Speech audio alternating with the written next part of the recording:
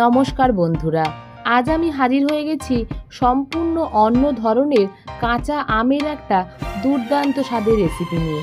অবশ্যই কিন্তু এই রেসিপিটি একদমই চিনি ছাড়া, আর এই রেসিপিটির আমি নাম দিয়েছি ঝুড়ো আমের আচার। প্রথমেই বন্ধুরা, এই রেসিপিটি বানাবার জন্য এখানে আমি 3টে কাঁচা আম নিয়ে নিয়েছি।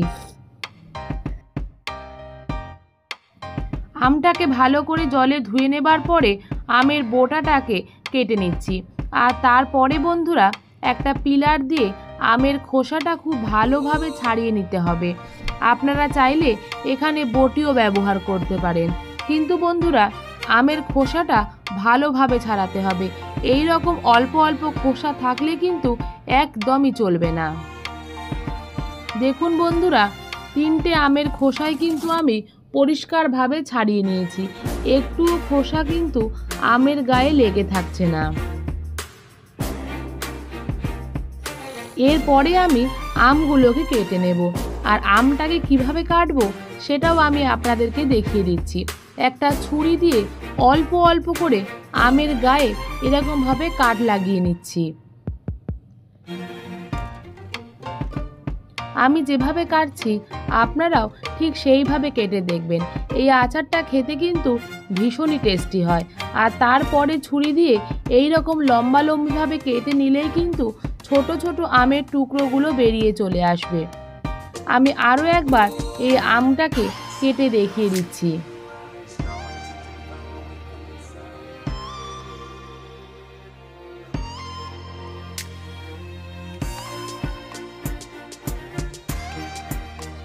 খুব সহজেই কিন্তু এই রকম ছোট ছোট আলু ভাজার মতো আমটাকে ছোট টুকরো করে কেটে নিয়েছি। দেখুন বন্ধুরা, সমস্ত আমগুলোই কিন্তু এইভাবে ছোট ছোট আলু ভাজার মতো টুকরো টুকরো করে কেটে নিয়েছি।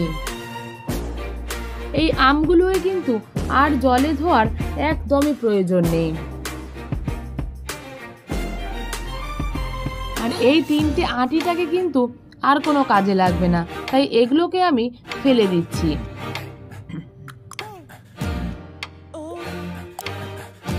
চলে যাচ্ছি রান্নার দিকে। একটা শুকনো কড়াইতে আমি ভাজা মশলা বানিয়ে নিয়েছি। প্রথমেই কড়াই গরম করে তাতে 2টো শুকনো লঙ্কা, 1/2 টেবিল স্পুন মতো গোটা জিরে, 1/2 টেবিল স্পুন মতো গোটা মৌরি আর 1/2 টেবিল স্পুন মতো 5 ফোড়ন অ্যাড করে দিচ্ছি। এই সমস্ত কিছুকে দিয়ে মিনিট 2 সময় ধরে গ্যাসের ফ্লেমটাকে লোতে রেখে ভালো মতো নাড়াচাড়া করে নিতে হবে। খেয়াল রাখবেন বন্ধুরা, মশলাগুলো যেন কোনোভাবেই পুড়ে না যায়। আর ভাজা হয়ে গেলে একটা প্লেটের মধ্যে আমি নামিয়ে রাখছি। এই মশলাটা যখন ঠান্ডা হয়ে যাবে তখন মিক্সিতে দিয়ে একটা মশলার ডাস্ট আমি বানিয়ে নেব। আবারও কড়াই বসিয়ে নিয়েছি। দেখুন বন্ধুরা, কড়াইতে কিন্তু আমি কোনো তেলের ব্যবহার একদমই করব না। এর মধ্যে দিয়ে দিচ্ছি ছোট ছোট করে টুকরো করে কেটে রাখা আমগুলোকে। এই আচারটা কিন্তু আমি একদমই বিনা তেলে রান্না করে দেখাবো। দেখবেন খেতে কতটা সুস্বাদু হয়। আমটাকে গ্যাসের ফ্লেমটাকে হাইতে করে খুব ভালো মতো নাড়াচাড়া করে নিতে হবে।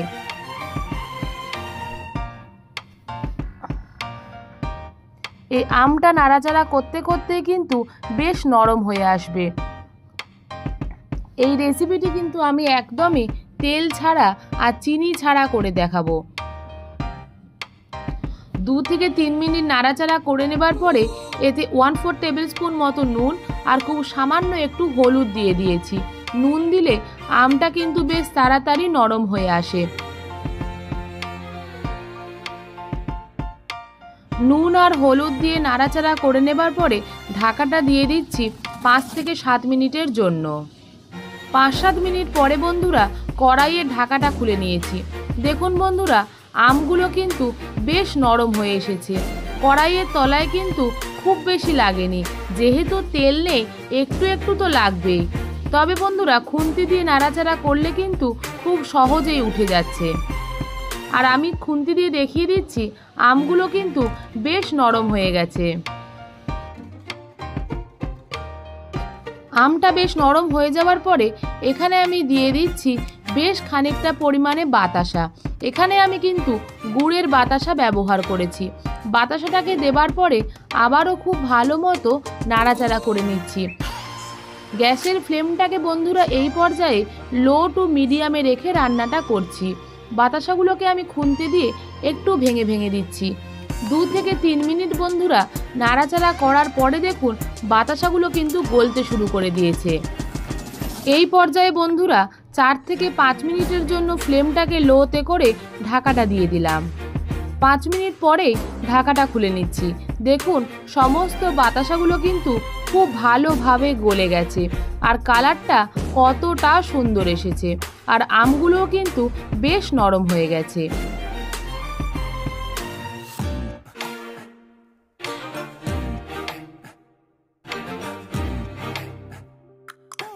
এই পর্যায়ে গ্যাসের ফ্লেমটাকে মিডিয়ামে করে খুব ভালো মতো আবারও নাড়াচাড়া করে নেব যাতে বেশ ড্রাই হয়ে আসে।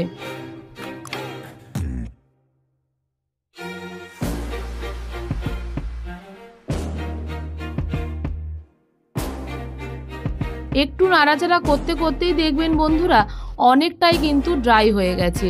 এরপরে আমি ওপর থেকে ছড়িয়ে দিচ্ছি যে ভাজা মশলাটা বানিয়ে রেখেছিলাম। 1/2 টেবিল স্পুন মতো ভাজা মশলা প্রথমে দিয়ে দেব, আর তারপরে একটু নাড়াচাড়া করে নেবার পরে আবারও 1/2 টেবিল স্পুন ভাজা মশলা এতে অ্যাড করে দিচ্ছি। তেল ছাড়া চিনি ছাড়া আমের আচার কিন্তু একদমই রেডি হয়ে গেছে। এই আচারটাকে ঠান্ডা করে আপনারা কোনো ভিনিগার মিশিয়ে একটা কাঁচের বয়ামে রেখে দিতে পারেন, সারা বছর ভালো থাকবে। আপনারাও ঠিক এইভাবে কাঁচা আমের আচার বানিয়ে অবশ্যই কমেন্ট বক্সে জানাবেন এই রেসিপিটি আপনাদের কেমন লাগলো। এই রেসিপিটি যদি আপনাদের ভালো লেগে থাকে প্লিজ ভিডিওটিকে একটা লাইক করুন, শেয়ার করুন, আর আমার চ্যানেলের নতুন বন্ধু হয়ে থাকলে চ্যানেলটিকে প্লিজ সাবস্ক্রাইব করুন। সাবস্ক্রাইবের জন্যে পাশে থাকা বেল আইকনটা প্রেস করে অল করে দিন, যাতে আমি কোনো রান্নার ভিডিও দিলে সবার প্রথম আপনার কাছে পৌঁছে যায়। ধন্যবাদ, ভালো থাকবেন, সুস্থ থাকবেন। আবারও ফিরে আসবো নতুন কোনো রান্নার রেসিপি নিয়ে। টাটা।